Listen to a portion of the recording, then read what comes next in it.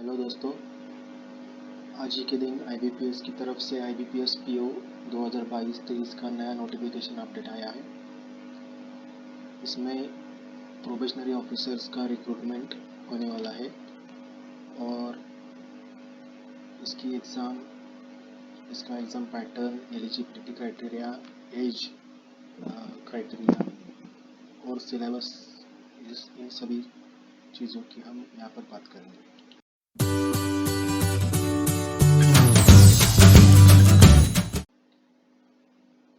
तो सबसे पहले बात करते हैं पार्टिसिपेटिंग बैंक्स यानी कि IBPS PO के रिक्रूटमेंट प्रोसेस में इस साल कौन कौन से बैंकों ने हिस्सा लिया है। यहाँ पर आप स्क्रीन पे देख सकते हैं कि bank of Baroda, bank of India, bank of Maharashtra, Canara bank, central bank of India, Indian bank, Indian overseas bank, Punjab national bank, Punjab and Sindh bank, UCO bank और यूनियन बैंक ऑफ इंडिया, इन 11 बैंकों ने IBPS PO के रिक्रूटमेंट प्रोसेस में हिस्सा लिया हुआ है। यानी कि इन बैंकों ने अपनी अपनी बैंक में जो वैकेंसीज है वो IBPS को नोटिफाई की थी और उसके चलते ये रिक्रूटमेंट हो रहा है।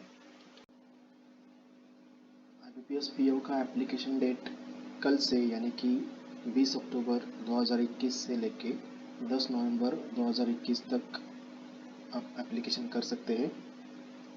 और पेमेंट ऑफ एप्लीकेशन फ़ीस यानी कि जो आपकी एप्लीकेशन फ़ीस पे करनी है वो भी आप 20 अक्टूबर 2021 से लेके 10 नवंबर 2021 तक आप पे कर सकते हैं।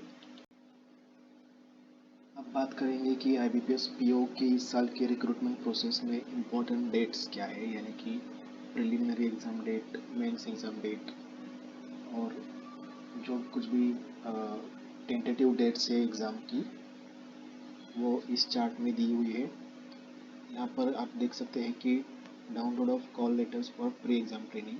ये प्री एग्ज़ाम ट्रेनिंग होती क्या है कि जब प्रिलिमिनरी एग्ज़ाम होती है तो उससे पहले SC और ST कैंडिडेट्स के लिए ये प्री एग्ज़ाम ट्रेनिंग होती है, जिसके लिए आप फॉर्म भरते समय ही आप प्री एग्ज़ाम ट्रेनिंग लेना चाहते हैं या नहीं लेना चाहते हैं इसके बारे में आपको इन्फॉर्मेशन देनी होती है। तो उसके चलते download of call letters for pre exam training November 2021, conduct of pre exam training वो भी नवंबर या दिसंबर 2021 में हो सकता है। उसके बाद प्रिलिमिनरी एग्ज़ाम का कॉल लेटर यानी कि आपका एडमिट कार्ड भी नवंबर दिसंबर में, शायद नवंबर के एंड में या दिसंबर के पहले वीक में प्रिलिमिनरी एग्ज़ाम का एडमिट कार्ड आ सकता है। ऑनलाइन एग्जामिनेशन ऑफ प्रिलिमिनरी, ये यहाँ पर टेंटेटिव डेट दी गई है 4 दिसंबर 2021 और 11 दिसंबर 2021, ये टेंटेटिव डेट्स हैं। Result of online exam preliminary, इसका रिज़ल्ट एग्ज़ाम के बाद 10-15 दिन में लग जाता है, यानी कि दिसंबर के लास्ट वीक में आपका प्रिलिमिनरी एग्ज़ाम का रिज़ल्ट लग सकता है। उसके बाद मेंस एग्ज़ाम, मेन एग्ज़ाम भी प्रीलिम एग्ज़ाम के बाद 1 महीने के गैप, 20 से 30 दिन के गैप में हो जाती है, तो वो शायद जनवरी में ही होगी। तो यहाँ पर दिया हुआ है कि ऑनलाइन एग्जामिनेशन मेन, तो वो जनवरी 2022 में होगी।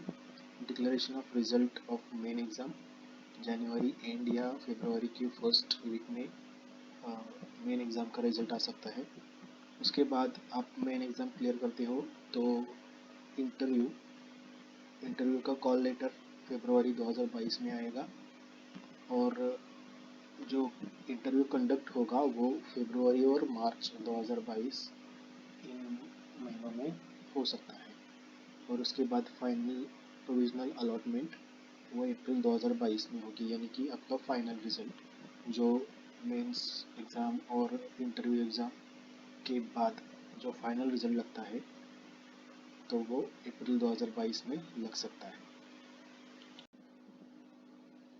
इसके बाद सबसे महत्वपूर्ण चीज़ एलिजिबिलिटी यानी कि आपकी पात्रता। इसके लिए पहले बात करेंगे एजुकेशनल क्वालिफ़िकेशन की। एजुकेशनल क्वालिफ़िकेशन में इन्होंने डिग्री यानी कि graduation in any discipline from a university recognized by the government of India और any equivalent qualification recognized as such by the central government. यानी कि आपके पास किसी भी सब्जेक्ट में डिग्री होनी चाहिए, यानी कि आपका ग्रेजुएशन कंप्लीट होना चाहिए और वो भी आपकी डिग्री रिकग्नाइज्ड यूनिवर्सिटी से होनी चाहिए और आपके पास वैलिड मार्कशीट और डिग्री सर्टिफिकेट जब आप इस रिक्रूटमेंट प्रोसेस के लिए रजिस्टर करना चाहेंगे तब आपके पास आपका फाइनल डिग्री सर्टिफिकेट या फिर मार्कशीट आपके पास होनी चाहिए। अब हम बात करेंगे कि एज क्राइटेरिया की।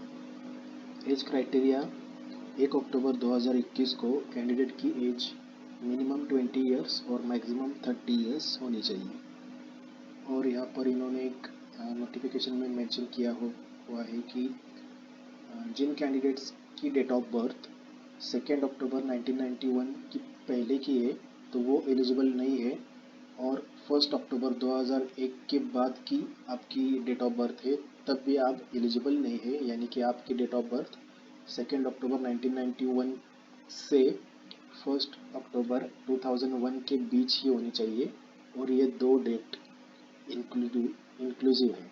यानी कि आपकी डेट ऑफ बर्थ 2 अक्टूबर 1991 से लेके 1 अक्टूबर 2001 के बीच में है तो आप इस रिक्रूटमेंट प्रोसेस के लिए एलिजिबल हो। अब एज रिलैक्सेशन की बात करेंगे। जैसे कि सभी IBPS एग्ज़ाम के लिए एज रिलैक्सेशन दिया होता है, उसी के हिसाब से यहाँ पर भी कुछ बड़ा चेंज नहीं है। SC/ST के लिए 5 साल का एज रिलैक्सेशन है, OBC के लिए 3 साल का, फिजिकली हैंडीकैप स्टूडेंट्स के लिए 10 साल का, एक सर्विसमैन है तो 5 साल का, और पर्सन्स अफेक्टेड बाय 1984 राइट्स तो उनके लिए भी 5 साल का एज रिलैक्सेशन दिया हुआ है।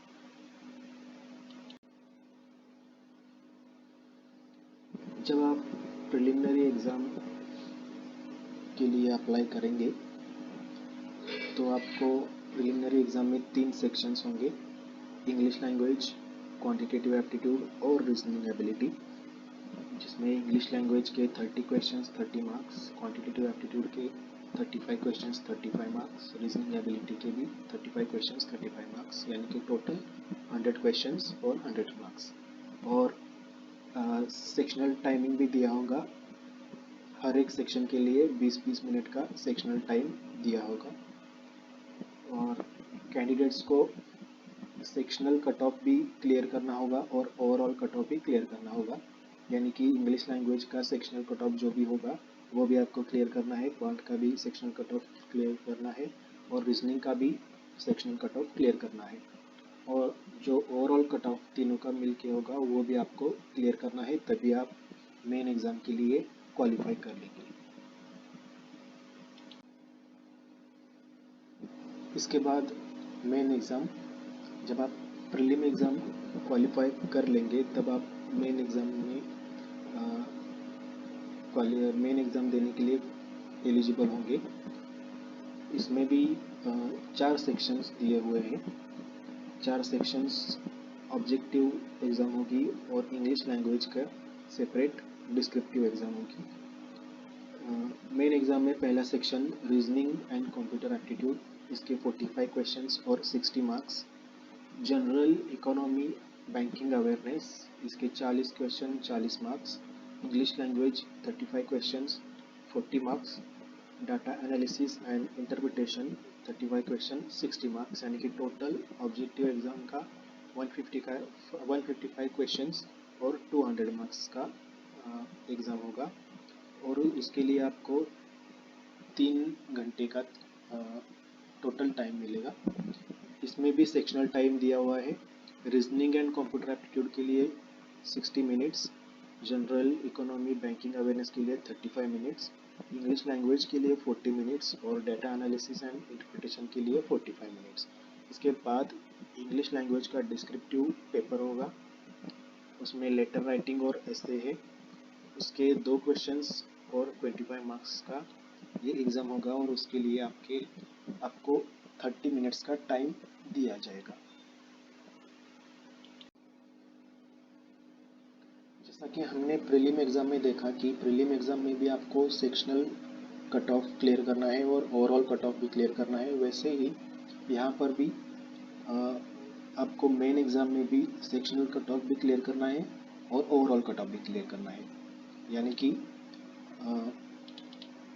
जैसे रीजनिंग और कंप्यूटर एप्टीट्यूड का अलग कट ऑफ होगा, sectional cut off, general awareness का अलग कट ऑफ होगा, इंग्लिश लैंग्वेज का अलग कट ऑफ होगा, डेटा एनालिसिस एंड इंटरप्रिटेशन का अलग कट ऑफ होगा और यहाँ पर डिस्क्रिप्टिव इंग्लिश लैंग्वेज इसका भी अलग कट ऑफ होगा। तो आपको इन सभी सेक्शन का सेक्शनल कट ऑफ क्लियर करना है और ओवरऑल कट ऑफ भी क्लियर करना है, ये यहाँ पर दिया हुआ है। और depending upon number of vacancies cut off दिए जाएंगे और कैंडिडेट्स को इंटरव्यू के लिए बुलाया जाएगा। और जो आपके मेन एग्जामिनेशन के मार्क्स है वो कैंडिडेट इंटरव्यू को शॉर्टलिस्ट होने के बाद और इंटरव्यू प्रोसेस कंप्लीट होने के बाद ही मेन एग्ज़ाम का मार्क लिस्ट आपको शो किया जाएगा। उससे पहले यानी कि इंटरव्यू से पहले मेन एग्जामिनेशन का मार्क्स किसी को भी शो नहीं किया जाएगा।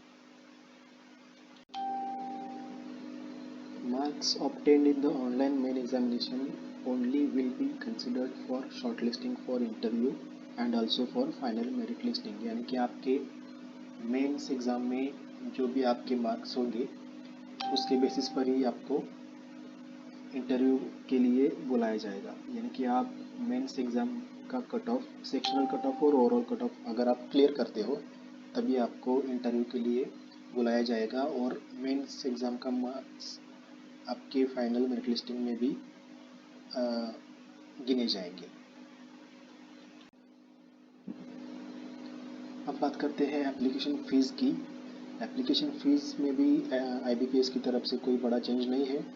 SC ST और फिजिकली हैंडीकैप कैंडिडेट्स के लिए 175 रुपीज़ एप्लीकेशन फ़ीस है और ऑल अदर कैंडिडेट्स यानी कि general candidates, OBC, EWS candidates के लिए 850 रुपीज़ एप्लीकेशन फ़ीस IBPS की तरफ से दी गई है।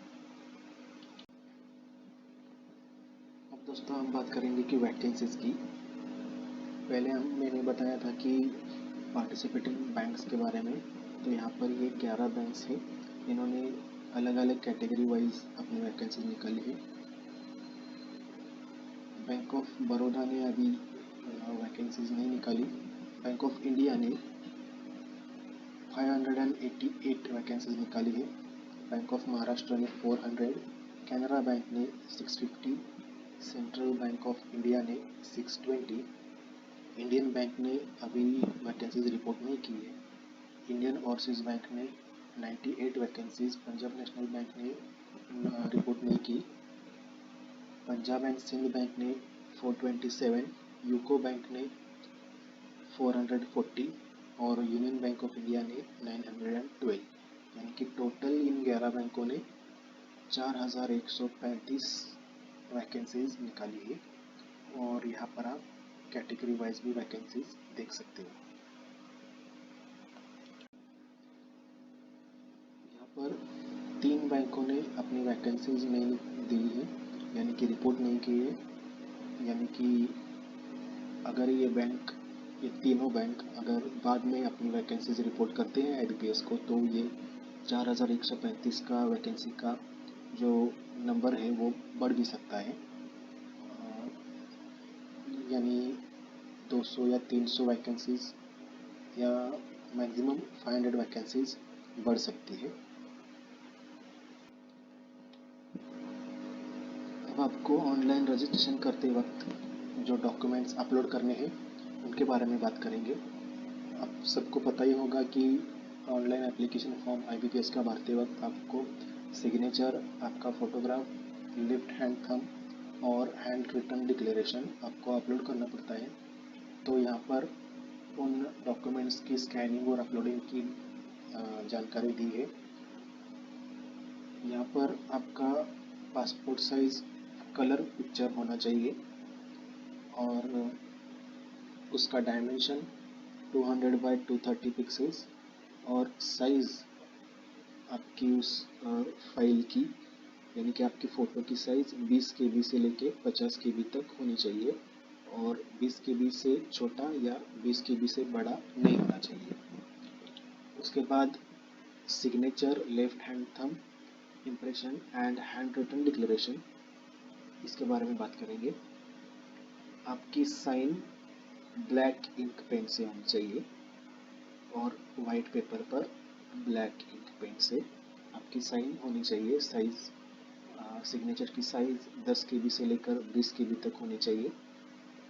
उसके बाद लेफ्ट थंब इम्प्रेशन, वो भी वाइट पेपर पर ब्लैक या ब्लू इंक से होना चाहिए और उसकी फाइल साइज भी 20 KB से लेके 50 KB तक होनी चाहिए। हैंड रिटन डिक्लेरेशन इंग्लिश में आपको लिखना है। वो क्या लिखना है मैंने अगले स्लाइड में बताया है। तो वो भी आपको वाइट पेपर पर ब्लैक इंक के साथ लिखना है और उसका फाइल साइज 50 KB से 100 KB के बीच में होना चाहिए। और हैंड रिटन डिक्लेरेशन और सिग्नेचर कैपिटल लेटर्स में नहीं लिखना है। आपने अगर हैंड रिटन डिक्लेरेशन या सिग्नेचर कैपिटल लेटर में किया तो वो एक्सेप्ट नहीं किया जाएगा और आपका कैंडिडेचर कैंसिल हो सकता है। हैंड रिटन डिक्लेरेशन का फॉर्मेट यहाँ पर दिया हुआ है। यहाँ पर आपको इसी फॉर्मेट में हैंड रिटन डिक्लेरेशन लिखना है। शुरुआत में आए और यहाँ पर जो ब्लैंक दिया हुआ है यहाँ पर आपका पूरा नाम लिखना है। उसके बाद here bye declare that all the information submitted by me in the application form is correct, true and valid. I will present the supporting documents as and when required. यहाँ पर आपको इसी फॉर्मेट में आपका हैंड रिटन डिक्लेरेशन लिखना है। आपके exam को लेकर कुछ इम्पोर्टेंट इंस्ट्रक्शंस IBPS ने नोटिफिकेशन में दिया है। तो जब आप प्रिलिमिनरी एग्ज़ाम में जाओगे आपका एडमिट कार्ड लेके, तो वहाँ पर आपको शायद पता होगा कि वहाँ पर जो सुपरवाइज़र होते हैं या इन्विजिलेटर होते हैं उनका साइन और वहाँ का स्टैम्प एडमिट कार्ड पे लेना पड़ता है। और वो जो एडमिट कार्ड प्रिलिमिनरी एग्ज़ाम का है तो वो आपको प्रिलिमिनरी एग्ज़ाम देने के बाद सबमिट नहीं करना है।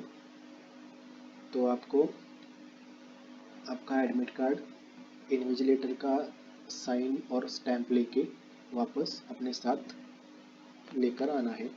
और जब आप मेन एग्ज़ाम के लिए क्वालिफाई होंगे यानी कि प्रिलिमिनरी एग्ज़ाम क्वालिफाई करके आपको मेन एग्ज़ाम को जाना होगा, तब आपको मेन एग्ज़ाम की एडमिट कार्ड के साथ आपका प्रिलिमिनरी एग्ज़ाम का वो एडमिट कार्ड भी लेकर जाना है। तो इसीलिए कैंडिडेट को प्रिलिमिनरी एग्ज़ाम का जो कॉल लेटर होगा तो वो अपने पास संभल के रखना होगा। और प्रिलिमिनरी एग्ज़ाम के लिए जाते वक्त कैंडिडेट्स को अपना एक फ़ोटोग्राफ जो भी आपने रजिस्ट्रेशन करते वक्त अपलोड किया हुआ है, सेम वही फ़ोटोग्राफ आपको आपके साथ प्रिलिमिनरी एग्ज़ाम के लिए लेकर सेंटर पर जाना होगा, क्योंकि वहाँ पर जो भी कुछ फॉर्मेलिटीज़ होती है जैसे कि आपका साइन वगैरह होता है तो वहाँ पर एडिशनल एक फ़ोटोग्राफ भी लिया जाएगा। तो उसके लिए आपको वो फ़ोटोग्राफ लेकर जाना होगा। तो दोस्तों मुझे लगता है मैंने अपने तरफ से जो भी नोटिफिकेशन की अपडेट थी मैंने पूरी जानकारी दी है। अगर आपको और कोई भी जानकारी चाहिए हो तो आप मेरे Telegram channel Indian competitive world पे ज्वाइन कर सकते हो और ऐसी ही नई अपडेट्स और नई जानकारियाँ जानने के लिए मेरे YouTube channel Indian competitive world को सब्सक्राइब कर सकते हो और ज़्यादा से ज़्यादा इस वीडियो को शेयर करें ताकि IBPS PO की रिक्रूटमेंट प्रोसेस की जानकारी ज़्यादा से ज़्यादा कैंडिडेट्स को पता चले। और ये वीडियो अगर आपको अच्छा लगा हो तो लाइक कीजिए, शेयर कीजिए और मेरे चैनल को सब्सक्राइब करके बेल बटन दबाइए। Thank you.